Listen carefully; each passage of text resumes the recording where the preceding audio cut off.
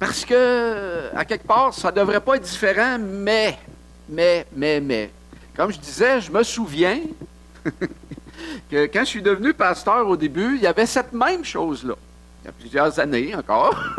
Il y avait cette même question-là. Il y a des gens qui me disaient, « Ah, moi, je suis juste un chrétien. »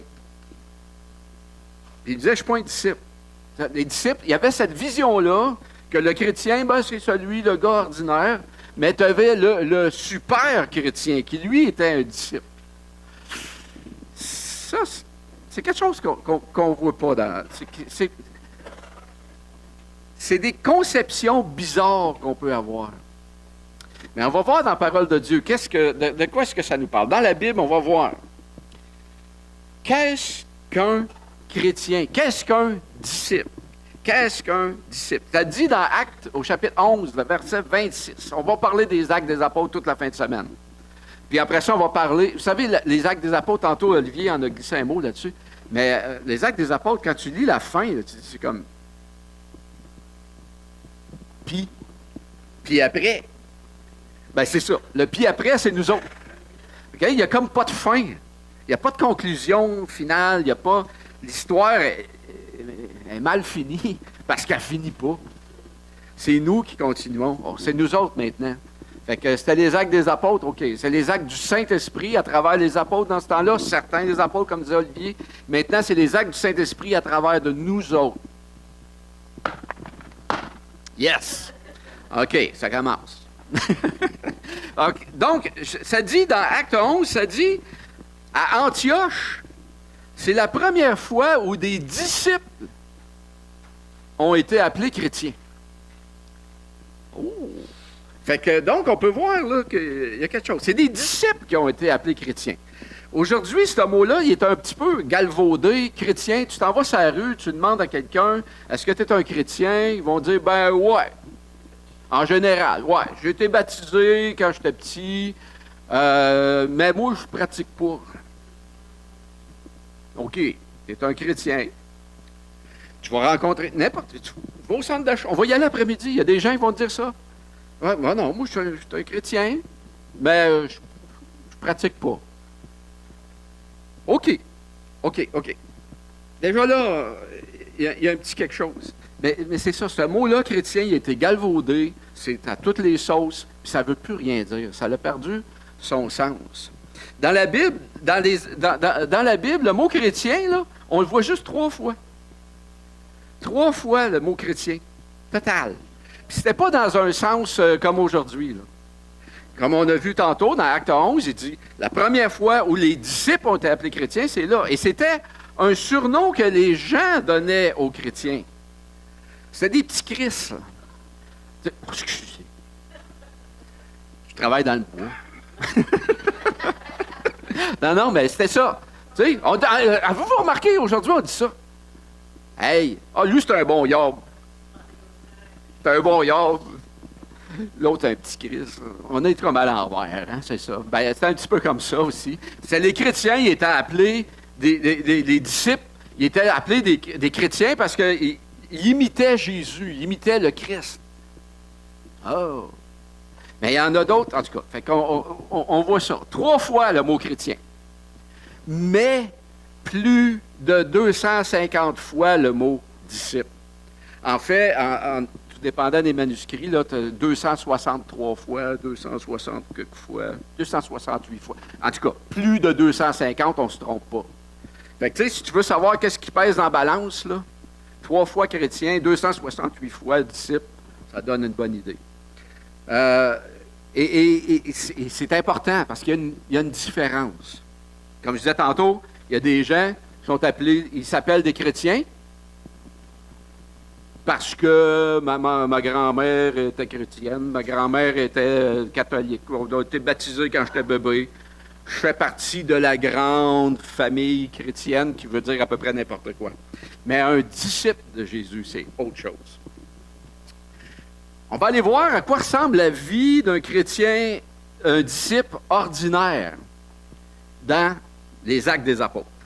C'est super le fun. Acte 9. Hey, j'ai combien d'heures, là, moi, le matin? Non, mais c'est parce que là, je vois qu'il est 11 heures. 11h30, on clean ça à 11h30? Ouais, OK, good. On clean, on rap. Non, ben,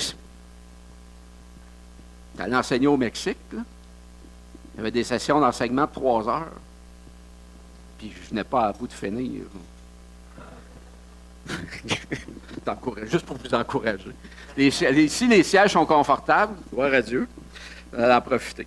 OK, acte 9. OK, si vous avez des Bibles, en passant après-midi, vous n'aurez pas besoin de sortir avec vos Bibles. OK? La Bible, ça va être vous. Vous allez être le message. Moi, j'ai une grosse Bible, là. Je ne promène pas dans la rue avec une affaire de même. C'est une arme. OK, acte 9. Regardez bien ça, c'est l'histoire de Ananias. Ananias, pas celui qui s'est fait... non, pas lui, là. Mais, tu sais, il y en a un qui est mort, là. Ben, il est sûrement parti avec le Seigneur, lui, l'autre aussi, là, depuis le temps. Mais l'autre, il est comme mort. On ne veut pas être cet Ananias-là, mais on veut peut-être être celui-là ici. Donc, acte 9, au verset 10. Moi, j'ai mis le verset 10. Là. Oui, c'est ça.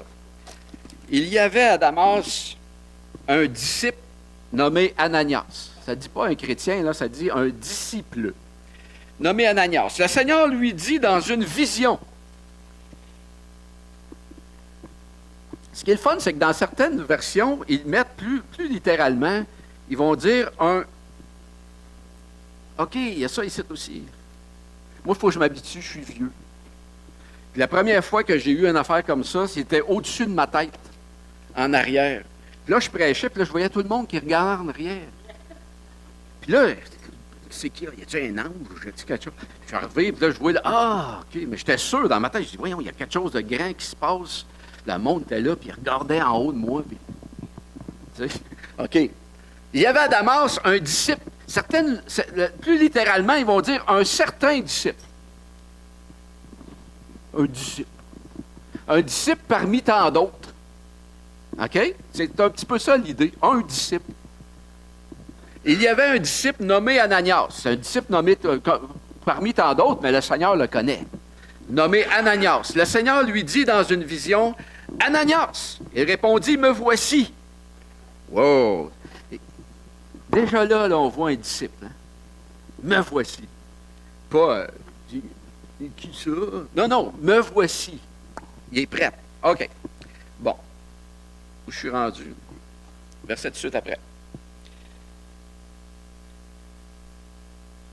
Il répondit, me voici, Seigneur. Et le Seigneur lui dit, lève-toi, va dans la rue qu'on appelle la droite et cherche dans la maison de Judas un homme nommé Saul de Tarse. OK. Car il prie, et il a vu en vision un homme du nom d'Ananias qui entrait et qui lui imposait les mains afin qu'il recouvre la rue. Amen. On saute au verset 17. Ananias sortit. OK? Et lorsqu'il fut arrivé dans la maison, il imposa les mains à Saul en disant, « Saul, mon frère, le Seigneur Jésus qui t'est apparu sur le chemin par lequel tu venais m'a envoyé pour que tu recouvres la vue et que tu sois rempli du Saint-Esprit. » Au même instant, il tomba de ses yeux comme des écailles et lui recouvra la vue. Il se leva et fut baptisé. OK. Donc, ce simple disciple-là, Ananias, ce matin-là, quand il s'est levé, il était prêt. Mais il ne s'attendait peut-être pas à avoir une vision comme ça, un ange qui y apparaisse. Mais il était prêt. C'est ça un disciple. Un disciple, il est prêt.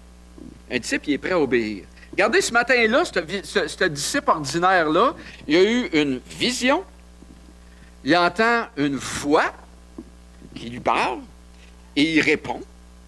Il reçoit des instructions claires. Va dans telle rue, à telle place, dans telle maison.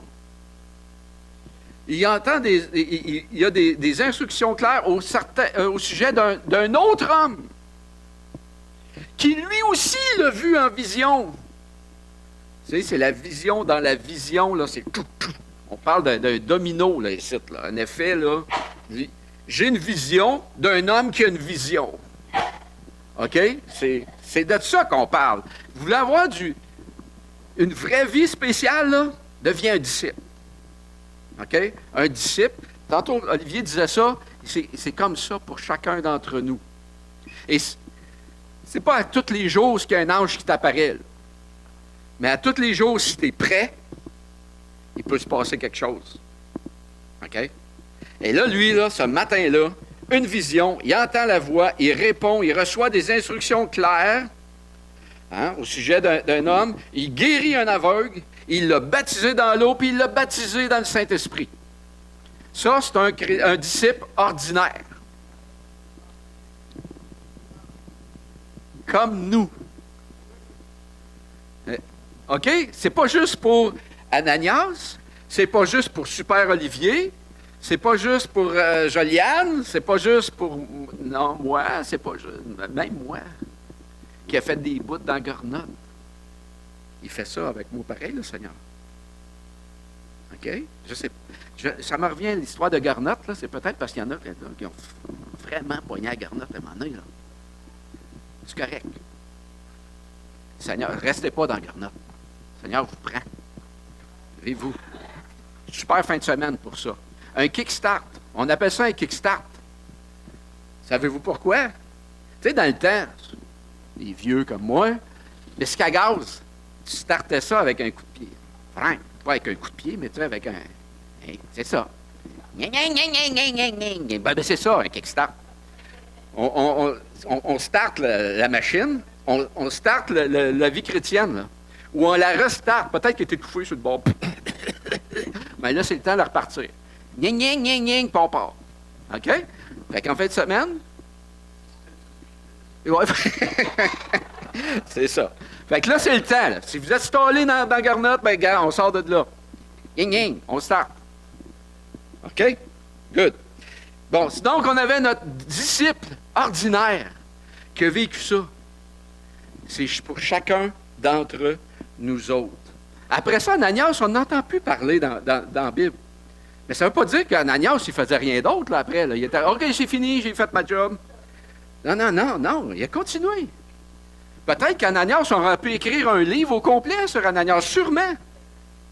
Je pourrais écrire un livre sur ma vie. Il y a peut-être des bouts de plates, mais il y a des bouts de super quelque chose, là. Olivier pourrait écrire un livre. Maryse pourrait écrire un livre. Chacun d'entre vous autres pourrait écrire un livre où le Seigneur a agi. Peut-être qu'il y aurait des petits bouts de plates, on saute ces chapitres-là. Mais là, aujourd'hui, on en écrit un nouveau. OK? On commence un nouveau chapitre. Gloire à Dieu.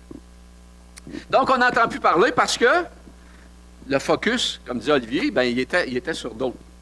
Il était sur Paul, entre autres, particulièrement. OK? Pierre, tout ça, on a vu, mais le focus était là.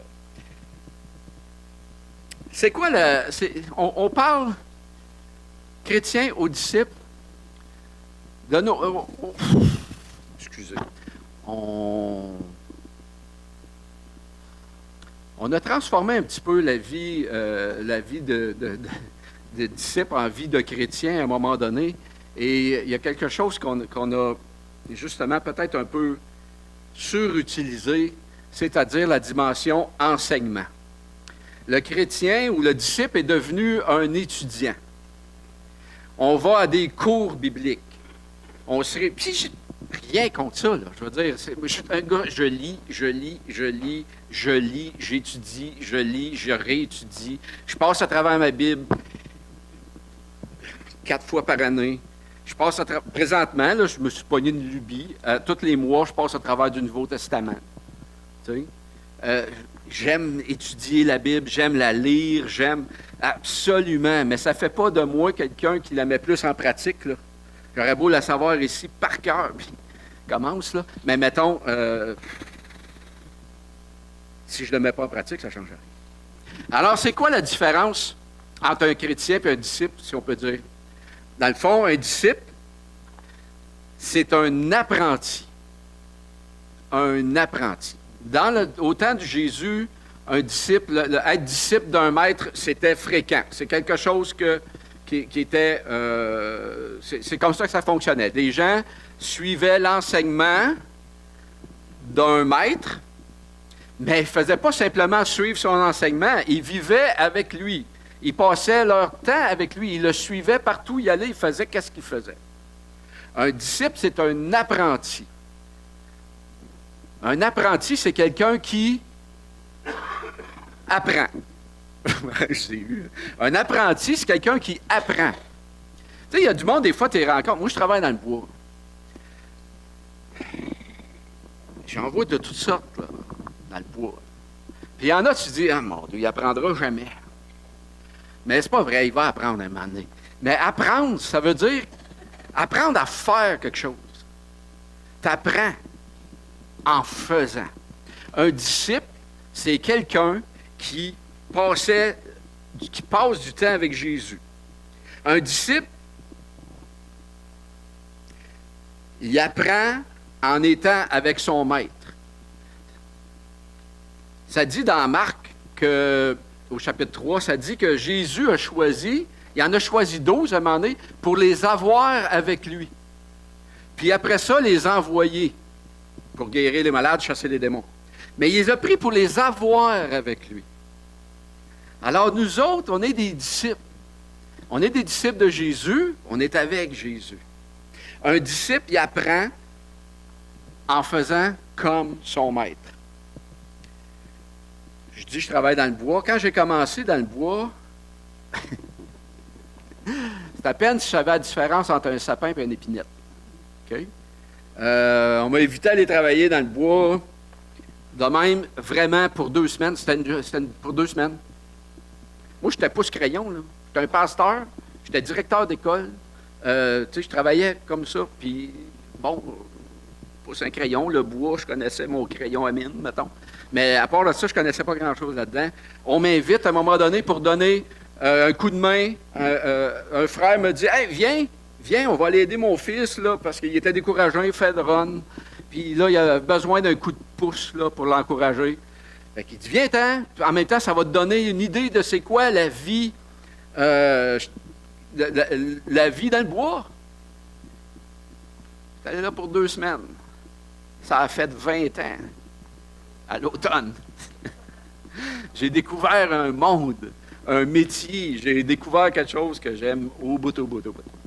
Mais toujours bien que, quand j'ai commencé, je ne connaissais pas grand-chose.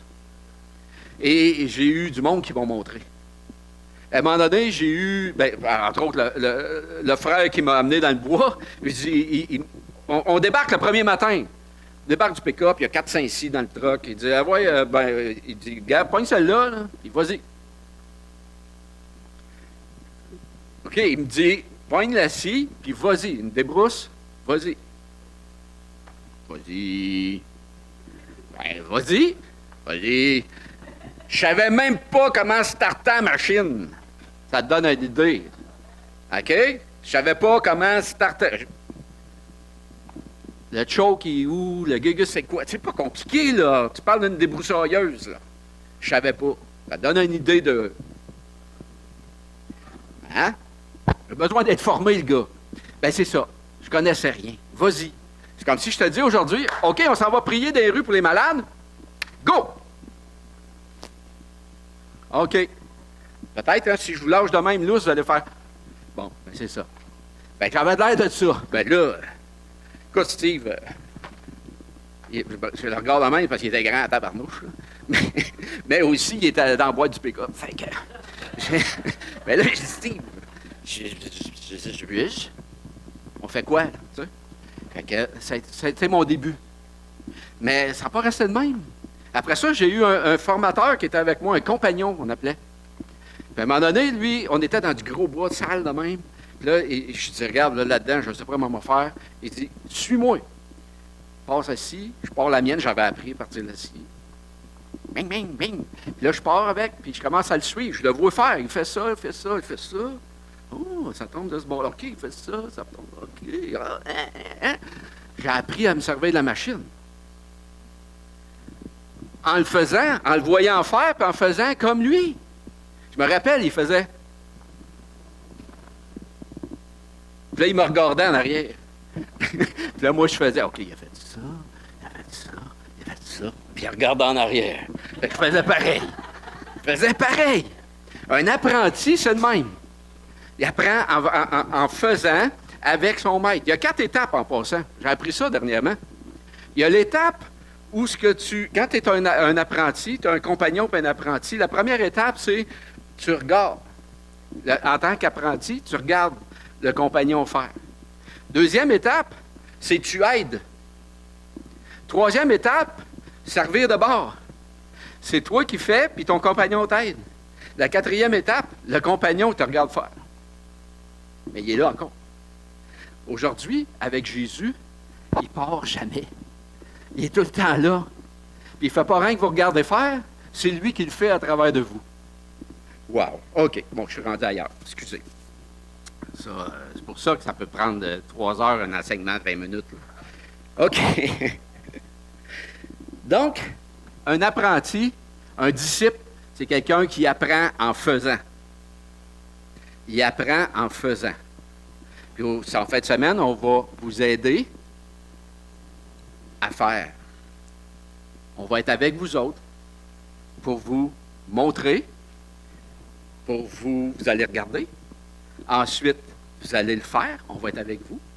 Puis après ça, ben, on vous regarde aller, puis on rit. Bon, OK.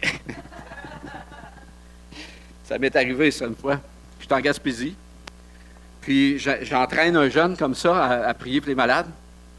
Puis le gars, il est straight un peu. Tu sais, moi, peut-être j'avais remarqué, je ne suis pas straight. Mais lui, il l'est pas mal. Tu sais, si tu lui mets une cravate, tu as un témoin Jéhovah. C'est clair. Fait que là, on est dans. On se promène à Percé, puis là, ben, j'approche quelqu'un, puis je jase avec, puis je prie pour la personne. Puis la personne reçoit une guérison, puis OK, un autre, puis un autre. Puis à un moment donné, bon, je dis, t'as vu, là, c'est à ton tour. Fait que là, il essaie d'approcher la première personne. La personne a fait un détour grand de même, là, même. Elle passe à côté de lui, puis elle fait, là, lui, il est là. Il dit, Pierre, qu'est-ce que je fais? Je dis, oublie pas de sourire. Le gars est tellement straight que là, il est de même. Avez-vous entendu parler de Jésus? Tu sais, c'est comme, non. Mais en tout cas, on va vous montrer des petits trucs. Smile. OK. Bon, correct. On apprend en faisant comme son maître. L'apprenti apprend en faisant comme son maître. Donc, hey, j'ai sauté une peur.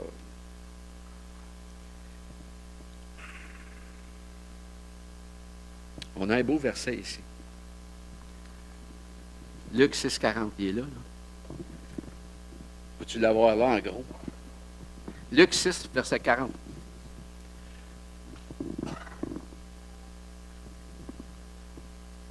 Hey, j'aime ça, Maniwaki pour Jésus.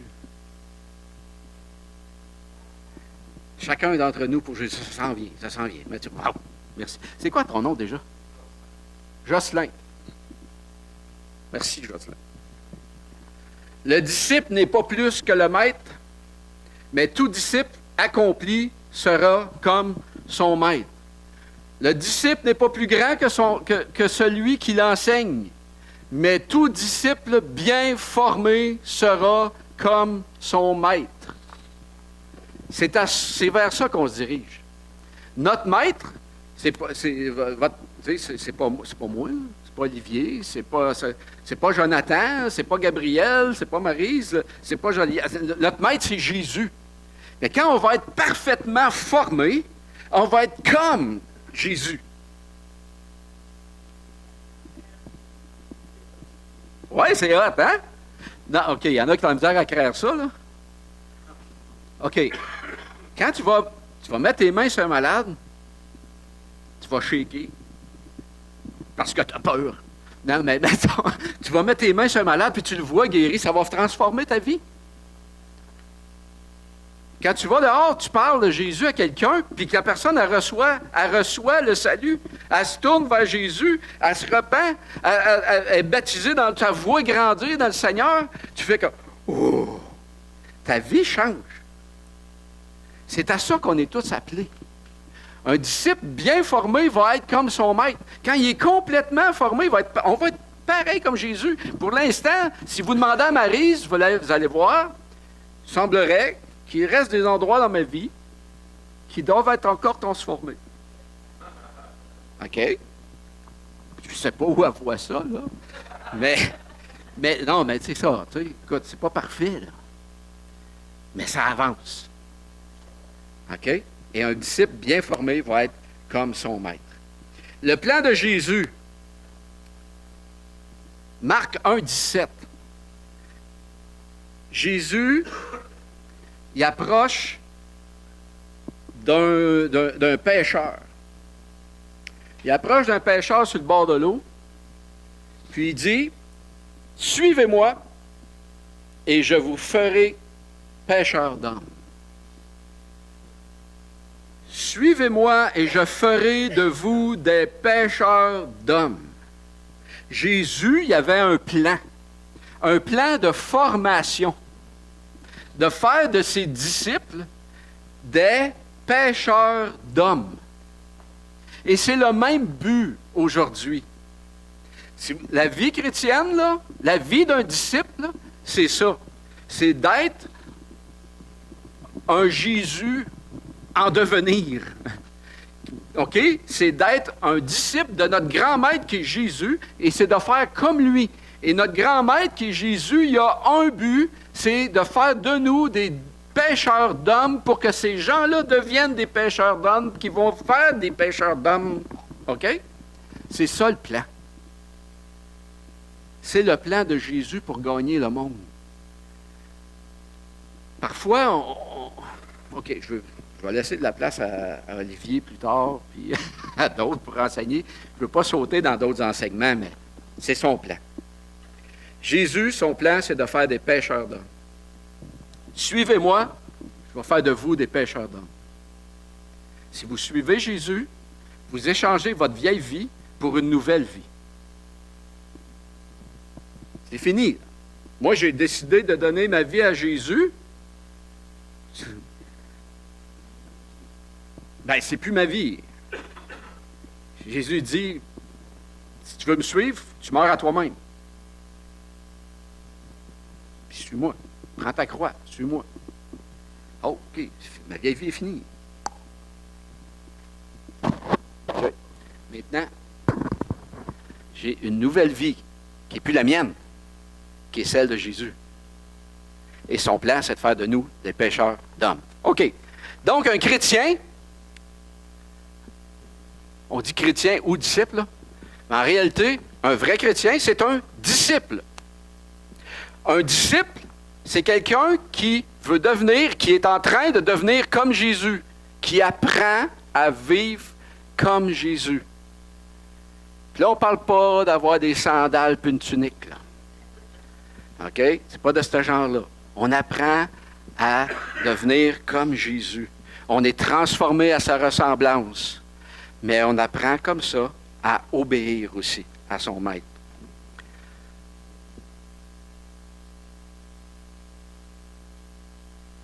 Devenir comme Christ, ça veut dire devenir des pêcheurs d'hommes. Parce que Jésus, ça a toujours été son plan. Il veut sortir les hommes, les êtres humains, de la cage dans laquelle ils sont, de la mort dans laquelle ils vivent, entre guillemets. Il veut les sauver, il veut en faire des enfants de Dieu, ses enfants, ses frères, il veut les transformer et il veut que chacun de ces personnes-là deviennent des pêcheurs d'hommes pour que d'autres personnes deviennent des enfants de Dieu. Que c'est comme ça. Et c'est son plan. Donc, un disciple, c'est quelqu'un qui apprend, un apprenti, et qui apprend en faisant comme son maître, qui apprend en mettant en pratique.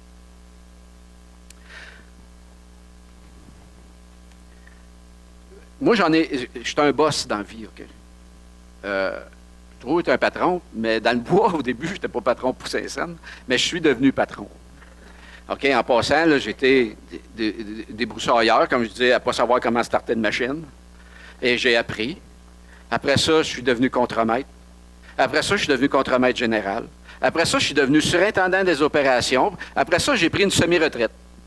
Je suis parti j'allais dire en Égypte, oui, en Gaspésie. Hein? On est parti en Gaspésie pour faire l'œuvre que le Seigneur nous appelait à faire là-bas, au bout du monde. Hein? On est allé en Gaspésie, au bout du monde, pour faire l'œuvre que le Seigneur nous appelait à faire là-bas. Et au bout de quelques temps, de 2 ans et quelques, le Seigneur m'a ramené à Mont-Laurier. Et je suis devenu directeur du département de la sylviculture. Le gars qui ne savait absolument pas comment débroussailler au début, qui ne savait même pas comment starter la machine, c'est lui qui est devenu le patron. Après ça, j'ai quitté parce que je voulais servir le Seigneur, mais je travaillais trop. Je travaillais 80 heures semaine à mon once calme. Tu sais, j'ai dit, c'est assez. J'ai lâché ce job-là, puis ils m'ont offert de devenir un formateur de contremaître. Fait que là, de ce temps-ci, c'est à peu près ça que je fais. Je suis en vacances. Non, pour moi, c'est ça, c'est des vacances. Je travaille dans le bois, yes. Mais je forme du monde. Voyez-vous, c'est la même chose pour un disciple de Jésus. Tu commences que tu ne sais pas ce qu'on va faire, puis tu te dis, je ne serai jamais capable. Puis à un moment donné, tu fais, oh oui, c'est vrai, hey, le Seigneur est avec moi. Il le fait. Puis à un moment donné, c'est toi qui deviens celui qui va en entraîner un autre. Puis tu ne fais pas rien qu'en entraîner un autre, tu continues dans ce chemin-là, puis tu entraînes d'autres personnes, qu'eux autres en entraînent d'autres. OK? C'est le plan. C'est l'idée en arrière de tout ça. En fin de semaine, c'est ça notre idée. Tu sais, si au bout de... Quand je disais, moi, je suis un patron, puis j'ai été obligé de clairer des gens. J'ai été obligé de les remercier de leur service. Parce que, écoute, le gars, il apprend, mais il apprend pas, comme je disais, tu sais. Il apprend, mais là, il commence. Première semaine, c'est normal. Deuxième semaine, c'est sûr. Troisième semaine, bon, OK. Quatrième semaine, cinquième semaine, ça ne change pas. Sixième semaine, taboire, qu'est-ce que c'est, mon frère? Septième semaine, ben là, il faut que j'y trouve la manière de ne pas le déprimer trop, mais de dire qu'il n'y a plus de job. C'est normal qu'au début, on ne sache pas quoi faire. Mais c'est vrai que c'est normal. Mais à un moment donné, on grandit. Puis c'est vrai que des fois, on peut passer des années sur un banc d'église, puis pas avoir mis en pratique. Puis, écoute, je fais le test des fois, moi, des chrétiens, là, 30 ans de vie chrétienne. OK. Annonce-moi l'Évangile, voir.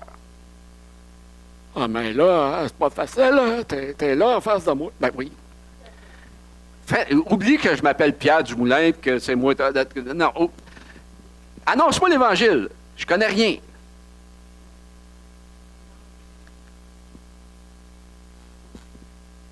Hein? C'est pas normal. OK? C'est normal de ne pas savoir au début. Mais à un moment donné, c'est normal. C'est pas normal. Je veux dire, ça fait 1 an, 2 ans, 3 ans, 5 ans. OK, là, aujourd'hui, c'est toi qui vas baptiser. Hey, t'as amené quelqu'un au Seigneur. Yes, là, et on va le baptiser dans l'eau. C'est toi qui le baptises. J'ai jamais fait ça. Ben non, aujourd'hui, tu le fais. Jamais baptisé personne. Ouais, mais avant, c'était le pasteur qui faisait. C'est pas écrit, ça. C'est à ton tour, là, c'est toi. On va te montrer comment. Tu le prends, tu le tiens dans l'eau jusqu'à temps qu'il ne fasse plus de bulles. Tu le ressors. Non, mais tu sais, c'est ça. Non, mais. Tu comptes les ballons, c'est ça. Non, mais tu sais, l'idée. Tu comptes les ballons. 1001, 1002. Non, mais c'est ça, quelqu'un qui ne l'a jamais fait. J'ai jamais fait ça. Ben, OK, on va le faire ensemble. OK? On apprend. Baptiser quelqu'un dans le Saint-Esprit. Mais ça s'apprend. On va l'apprendre. On va le faire. OK? Êtes-vous excité un peu? Bon, c'est ça. C'est pas... Moi, tout à l'heure, j'ai fait une petite stépette, là. Vous allez voir, je peux en faire pas mal plus que ça. J'ai appris ça. Non, oui. Matthieu 28. Matthieu 28. On a un contrat que le Seigneur. Un contrat, oui. Un appel que le Seigneur a mis sur nous. Il a mis ça sur ses apôtres. Une mission qu'il leur a donnée. Matthieu 28, à partir du verset, 19. Jocelyn, hein? Merci, Jocelyn. On a besoin de monde comme vous autres. Absolument. Merci pour ceux qui ont préparé la bouffe. Pas goûté encore, mais prends une chance. Allez, la mission que Jésus nous a donnée, il a donné à ses apôtres. Allez, faites de toutes les nations des disciples, les baptisant au nom du Père, du Fils et du Saint-Esprit.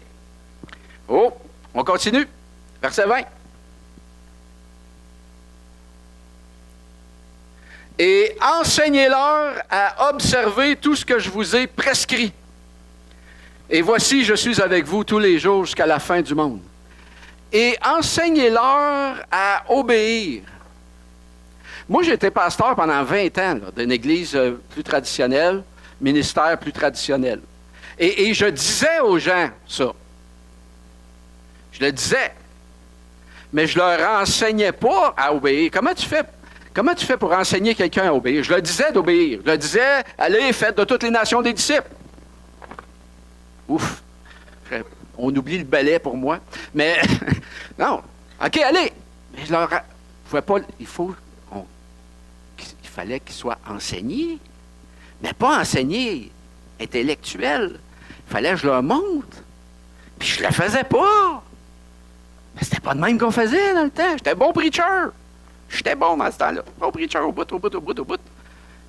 Pas besoin d'un preacher, besoin de quelqu'un qui le fait avec eux autres. Ça a sa place, prêcher, là. Mais faire un disciple, ça ne prend pas quelqu'un qui le prêche, ça prend quelqu'un qui le fait avec lui. C'est ça qu'on fait. Enseignez-leur à observer tout ce que je vous ai prescrit. Oh, fait que les apôtres, eux autres, ce qu'ils ont fait, c'est qu'ils ont commencé avec les gens qui ont amené au Seigneur, leur ont enseigné, leur ont montré à faire d'autres disciples qui faisaient comme Jésus. Et ces disciples-là ont continué à faire d'autres disciples qui faisaient comme Jésus. Jusqu'à ce qu'on est rendu en 2026 aujourd'hui. On entend l'Évangile, puis on va apprendre à la mettre en pratique. Ensemble en fin de semaine. Kickstart. Watch out, partir Saint-Ouellé. OK? Lundi matin, comme disait Olivier. En fin de semaine, c'est un start. Lundi matin, juste Saint-Ouellé. C'est la principale. Ah ouais, go. Allumer net. Ça change ta vie. Tu vas vouloir prier sur tout ce qui bouge. Ah. Absolument. Il y en a qui disent, j'ai jamais fait ça, je suis bien trop gêné, je ne sais pas comment. Quand tu vas l'avoir fait une fois, tu ne sauras pas nécessairement pas plus comment, mais tu vas savoir qu'il se passe de quoi, puis tu vas avoir le goût que ça continue, puis tu vas essayer. Puis tu vas faire des erreurs. J'en ai fait des erreurs. J'en fais plus maintenant.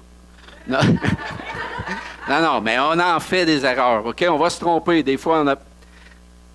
Moi, je me rappelle... Un dernier exemple, là, parce qu'après, il faut que je laisse la place. Moi et Marie, je me lève un matin, puis j'ai une vision. Une vision. OK. Je vois de l'eau. C'est pas, je ne suis pas parti ailleurs, là. J'ai juste... En me réveillant, je vois de l'eau. Puis... On aimait ça aller déjeuner dans un restaurant, peu importe la journée, mais une fois de temps en temps dans la fin de semaine. Puis là, je disais à Marie, j'ai une vision. J'ai vu de l'eau en me levant. On s'en va déjeuner. On va aller déjeuner où il y a de l'eau. Fait qu'on s'en va. Dans le temps, il y avait un restaurant à Pont-Main. Fait que sur le bord de l'eau, on s'en va là. Puis là, il se met à mouiller. Puis il mouille. Puis les autres, on voulait aller sur le beau patio, tu sais, mais aller mouiller à Sio, de l'eau, on veut-tu, en là. Mais on était en dedans. Fait que je suis assis en dedans, puis à peu près d'ici à Rachel, il y a un gars un petit peu plus loin, d'ici à Jocelyn.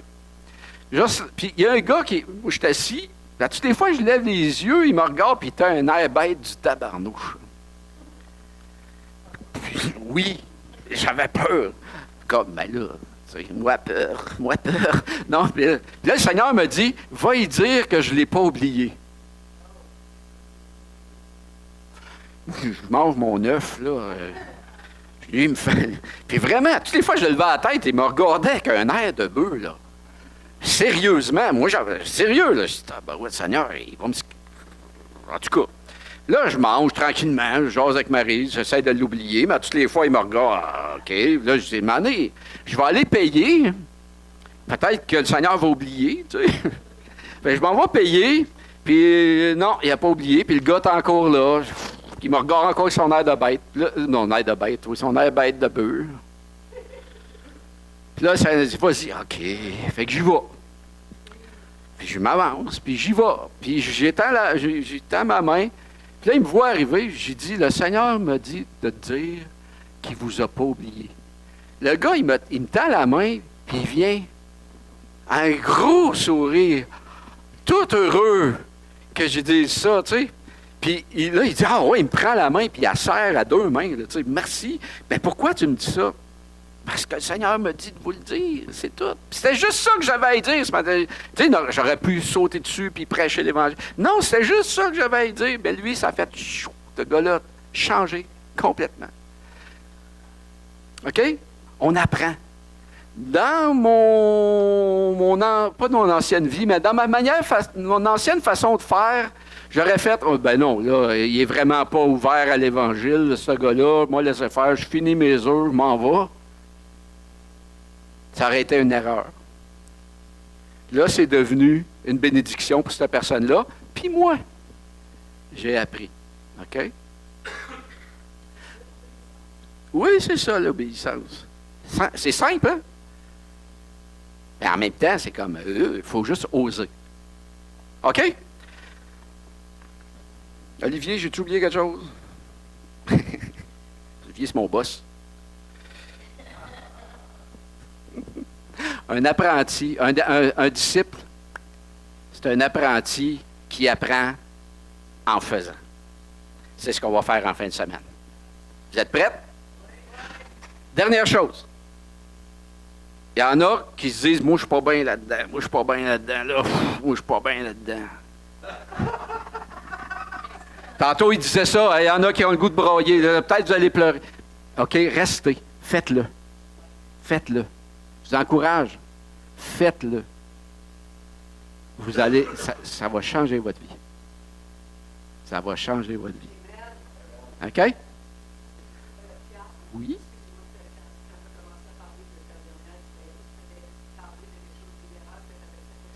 OK, tu veux que j'en raconte une erreur?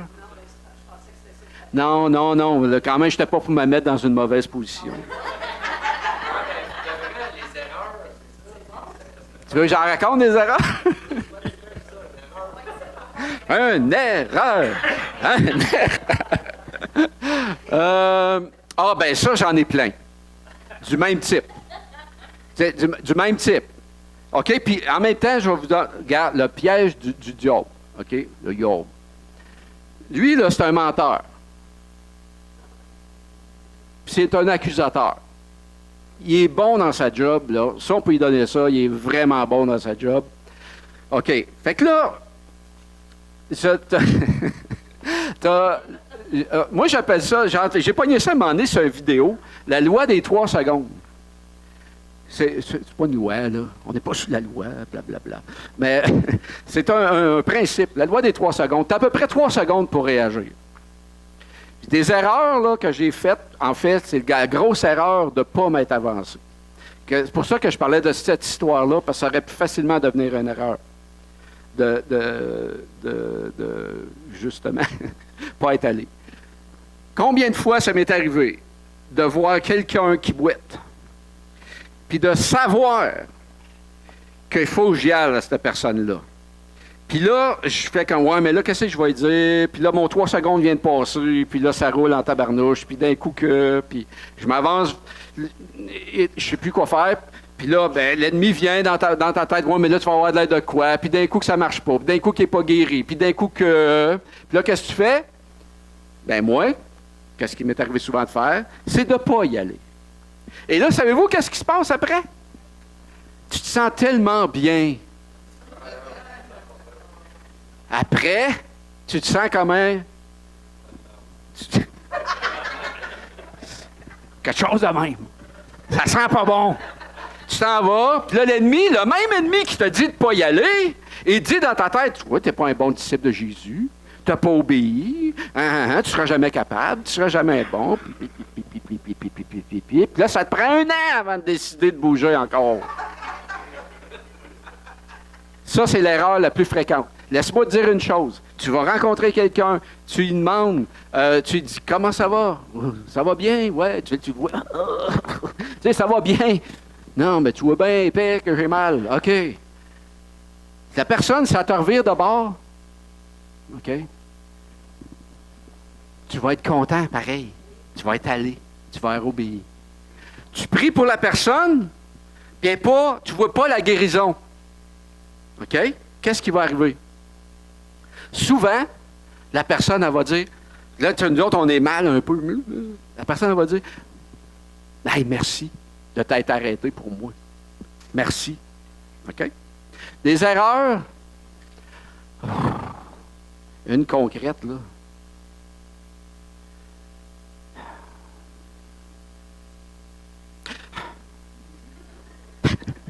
Ben, t'es embarqué dans des chicanes.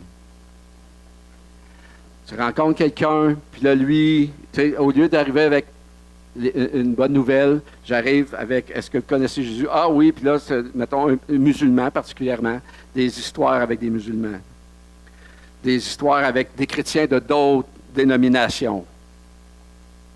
Tu ne veux pas dans une dénomination, mais tu tires là-dedans, puis là, tu commences à répondre. Ça, j'ai fait ça souvent. M'astiner avec du monde, tu perds une demi-heure, 3/4 d'heure à t'astiner, puis ça ne donne rien. Je l'ai fait en masse. Aujourd'hui, je ne fais plus ça. Je ne suis pas là pour m'astiner, je suis là pour montrer Jésus. OK? On est là pour ça. Vous allez en faire, je vais en faire d'autres après-midi, des erreurs, puis je t'en reparlerai après. Fait que là, on prend une pause? 10 minutes. 10 minutes de pause. Merci beaucoup, tout le monde.